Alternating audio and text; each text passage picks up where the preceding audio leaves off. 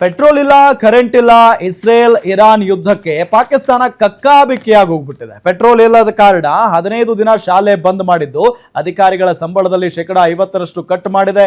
ಆರ್ಥಿಕ ದಿವಾಳಿತನದ ಅಂಚಿನಲ್ಲಿರುವಂತಹ ಪಾಕಿಸ್ತಾನಕ್ಕೆ ಈಗ ಯುದ್ಧವು ಶಾಪವಾಗಿ ಪರಿಣಮಿಸಿದೆ. ಪಾಕಿಸ್ತಾನದಲ್ಲಿ ಇಂಧನ ಬಿಕ್ಕಟ್ಟು ಭಾರಿ ಪ್ರಮಾಣದಲ್ಲಿ ಉಂಟಾಗಿದ್ದು, ಅದರ ಕೊರತೆ ಎಷ್ಟು ಭೀಕರವಾಗಿದೆ ಅಂದ್ರೆ ಶಹಬಾಜ್ ಸರ್ಕಾರವು ದೇಶಾದ್ಯಂತ 2 ವಾರಗಳ ಕಾಲ ಶಾಲೆಗಳನ್ನ ಮುಚ್ಚೋದಕ್ಕೆ ಆದೇಶ ಹೊರಡಿಸಿದೆ.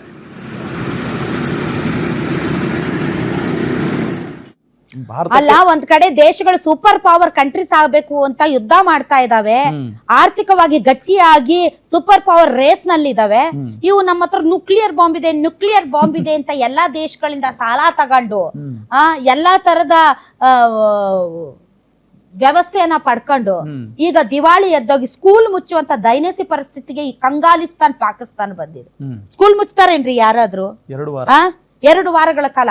ಆಮೇಲೆ ಸುಮಾರು 60% ಗವರ್ಮೆಂಟ್ ವೆಹಿಕಲ್ಸ್ ರೋಡ್ಗೆ ಇಳಿಬಾರ್ದು ಅಂತ ಹೇಳಿದಾರಂತೆ.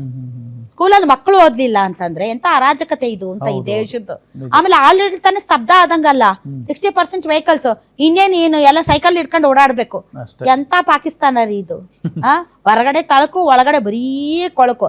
ಇವ್ರಿಗೆ ಓದು ಬರಕ್ಕಿಂತ ಬಾಂಬ್ಗಳಿಗೆ, ವಾಸ್ತವಿಕ ಸ್ಥಿತಿಗೆ ಇಂತ ದುರಹಂಕಾರಕ್ಕೆ ಮಾನ್ಯತೆ ಕೊಡುವಂತಹ ಒಂದು ರೋಗ್ ಸ್ಟೇಟ್ ಈ ಪಾಕಿಸ್ತಾನ್ ಪಾಪರಿಸ್ತಾನ್ ಇಲ್ಲಾಂದ್ರೆ ಕಂಗಾಲಿಸ್ತಾನ್ ಅಂತ ಹೆಸರಿಟ್ರೆ ತುಂಬಾ ಚೆನ್ನಾಗಿರುತ್ತೆ ಪಾಕಿಸ್ತಾನ. ಹೌದಲ್ವಾ? ಅದಕ್ಕೊಂದು ಪ್ರಧಾನಿಗೊಂದು ವ್ಯಾಲ್ಯೂ ಇದೆಯಾ ಇವ್ರಿಗೆ? ಸ್ಕೂಲ್ಗಳನ್ನ ಮುಚ್ತಾರೇನ್ರಿ? ಏನ್ ಲಾಕ್ಡೌನ್ ಕರೋನಾ ಬಂದಿದ್ಯಾ? ಸ್ಕೂಲ್ ವ್ಯಾನ್ಗಳಿಗೆ ಹಾಕಕ್ಕೆ ಪೆಟ್ರೋಲ್ ನಿಂತಿಲ್ಲವಂತೆ ಇವ್ರಿಗೆ. ಸ್ಕೂಲ್ ವ್ಯಾನ್ಗಳಿಗೆ ಹಾಕಕ್ ಪೆಟ್ರೋಲ್ ಇಲ್ವಂತೆ. ಅದರಿಂದ ಒಂದಿಷ್ಟು ಉಳಿಯುತ್ತಾ ಅಂತ ನೋಡ್ತಾ ಇದ್ದಾರಂತೆ. ಅಂತ ಸ್ಥಿತಿಗೆ ಬಂದಿದೆ. ಮತ್ತೆ ಇವ್ರು ಹೋಗಿ ಬೇರೆ ಯಾರ್ಯಾರಿಗೋ ಸಪೋರ್ಟ್, ಸಪೋರ್ಟ್ ಮಾಡ್ತಾರಂತೆ ಯುದ್ಧದಲ್ಲಿ ಇರಾನ್ ವಿರುದ್ಧ. ಓಕೆ, ಪಾಕಿಸ್ತಾನದ ಪರಿಸ್ಥಿತಿ ಅದಾದ್ರೆ ಭಾರತದ ಪರಿಸ್ಥಿತಿ ಇನ್ನೊಂದ್ ತರ ಇದೆ. ಬಟ್ ಭಾರತದ ಪರಿಸ್ಥಿತಿ ಪಾಕಿಸ್ತಾನಕ್ಕೆ ಹೋಲಿಸೋದು ಒಂದು ರೀತಿ ಅದು ಏನಂತಾರೆ, ಆಕಾಶಕ್ಕೂ ಭೂಮಿಗೂ ಹೋಲಿಸ್ದಂಗೆ ಹೋಲಿಕೆ ಇಲ್ಲ. ಬಟ್ ಪರಿಸ್ಥಿತಿ ಸುಧಾರಿಸುತ್ತೆ ಅನ್ನೋಂಥ ನಂಬಿಕೆ ನಮಗಿದೆ. ನಮ್ಮ ಭಾರತ ಸರ್ಕಾರದ ಮೇಲೆ ಇನ್ನೂ ಕೂಡ ನಂಬಿಕೆ ಇದೆ. ನೋಡೋಣ ಏನಾಗುತ್ತೆ.